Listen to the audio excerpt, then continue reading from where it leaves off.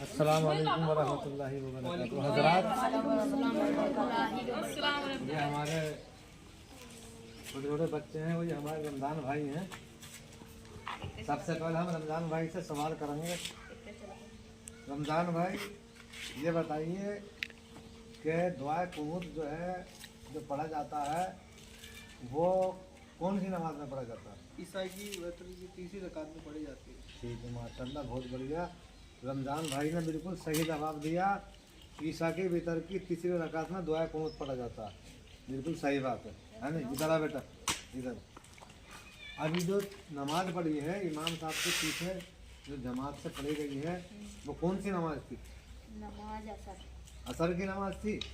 अच्छा, तो कितनी रकात नमाज पढ़ी गई?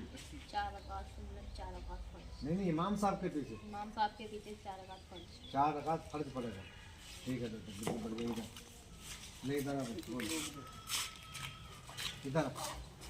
बेटा ये बता कि मगरिब की नमाज में कितने रकात नमाज पढ़ी जाती है? 7।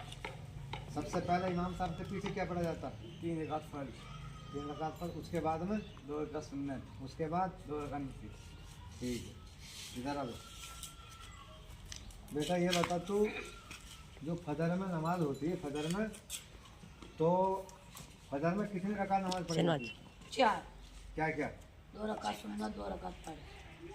अच्छा, 2 रकात सुन्नत, 2 रकात 2 रकात फर्ज इमाम साहब के पीछे। हाँ, ठीक। इधर आ बेटा। ये बता, जो दोपहर में जो जोहर की नमाज होती है, तो जोहर की नमाज में कितनी रकात नमाज पढ़ी जाती है? 8 रकात। 4 रकात सुन्नत। नहीं बेटा, जोहर यानी जो दोपहर में होती है, 2 बजे नमाज होती है। 12 क्या क्या पढ़ा जाता है? सामने देख कर बता। 4 रकात सुन्नत, 4 रकात फर्ज, 2 रकात सुन्नत, 2 रकात नफिल। अच्छा, ठीक है, इधर आ बेटा। तो ये बता कि ईशा की नमाज में कितनी रकात नमाज पढ़ी जाती है? 17। सबसे पहले क्या पढ़ा जाता है? 4 रकात सुन्नत, जोर से बता। 4 रकात सुन्नत, उसके बाद इमाम साहब के पीछे। 4 रकात फर्ज, अच्छा, उसके बाद 2 रकात सुन्नत, उसके बाद 2 रकात नफिल, उसके बाद 3 रकात वितर, उसके बाद 2 रकात नफिल। 2 रकात नफिल नमाज 17 हो गई, ये पढ़ी जाती है। ठीक है, इधर आ भाई बेटा। पहला कलमा सुना, थोड़ा जोर से पढ़। पहला कलमा तैयब, तैयब माने पाक, ला इलाहा इल्लल्लाहु मुहम्मदुर रसूल। बेटा इधर आ। दूसरा कलमा सुना। दूसरा कलमा संभाल के पढ़ बेटा, संभाल के पढ़। दूसरा का उधर सामने देख के पढ़। दूसरा कलमा शहादत। चलो कोई बात नहीं, याद कर लेना। बच्चा है, कोई बात नहीं है, याद कर लेगा, कोई ऐसी बात नहीं। अच्छा, ये बताइए आप लोग कि हमारे नबी का क्या नाम है? हज़रत मोहम्मद। बिल्कुल सही बात है, हज़रत मोहम्मद मुस्तफ़ा सल्लल्लाहु अलैहि वसल्लम। ये हमारे नबी का नाम है, रब के महबूब का नाम है। ये ऐसी ज़ात का नाम है कि उनके सदक़े में पूरी कायनात बनाई गई। ज़मीन बनाई नबी के सदक़े, आसमान बनाया नबी के सदक़े, पूरी कायनात अल्लाह ताला ने अपने महबूब के सदक़े में बनाई। अच्छा रमज़ान भाई, हम इनसे ये पूछेंगे अभी, जैसा तुम ये बताओ कि अपने नबी कहाँ पैदा हुए? मक्का। हाँ, मक्का शरीफ में। मक्का शरीफ में। इधर आ। तो अब ये बता कि अपने नबी ने पर्दा कहाँ फरमाया? यानी अपने नबी ने मक्का शरीफ में पैदा हुए, विलादत हुई, और पर्दा कहाँ फरमाया, यानी इंतकाल कहाँ पर हुआ? मदीना शरीफ में। आपकी ज़ाहिरी ज़िंदगी कितनी हुई?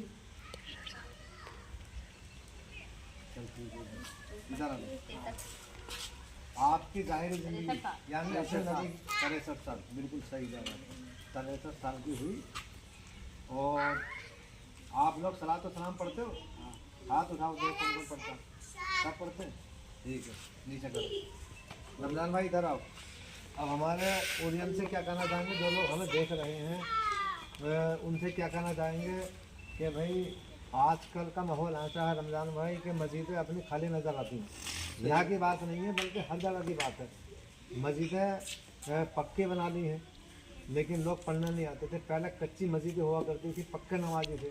अब पक्की मस्जिदें हो गई, कच्चे नमाजी हो गए। किसी शायर ने कहा है कि मस्जिद तो बना दी सब भर में, ईमा की हरारत वालों ने, मन अपना पुराना पापी था, बरसों में नमाजी बनना पड़ा। तो क्या कहना चाहेंगे आप? हर मुसलमान को नमाज पढ़नी चाहिए। थोड़ा जोर से बताएं।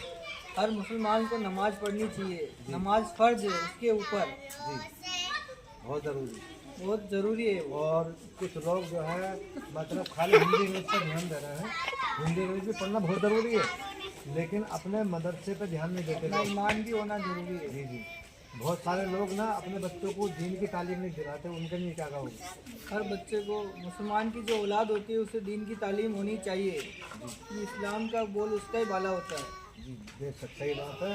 जिसके बच्चे कामयाब होते हैं, कुरान शरीफ पढ़े हुए होते हैं, तो सुनो बेटा, जिसके बच्चे पढ़े लिखे होते हैं, कुरान शरीफ पढ़ना जानते हैं, है ना। हजरत बाबा फरीदुद्दीन गंज शकर फरमाते हैं कि जिसके बेटों को कुरान पढ़ना आता है या बेटियों को कुरान पढ़ना आता है ना, जब उसको कब्र में दफना दिया जाता है तो अल्लाह तबारक व तआला अपने फरिश्तों से इरशाद फरमाता है, ए मेरे फरिश्तों, इस मेरे बंदे से हिसाब व किताब मोहब्बत के साथ में लेना क्योंकि इसके बच्चों को कुरान पढ़ना आता है।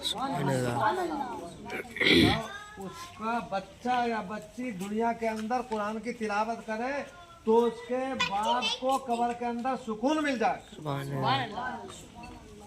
तो इसलिए लोगों को चाहिए कि अपने बच्चों को कुरान की तालीम दिलाएं। ये बहुत ज़रूरी है क्योंकि जिस घर में कुरान की तिलावत नहीं होती है तो उस घर के अंदर जो है शैतान दाखिल हो जाता है। उसके बाद बेबरकती होती है, फिर परेशानियाँ जो है घुस जाती हैं घरों के अंदर। पैसे में बरकत नहीं होती, रिस्क में बरकत नहीं होती, बीमारी उस घर को घेर लेती।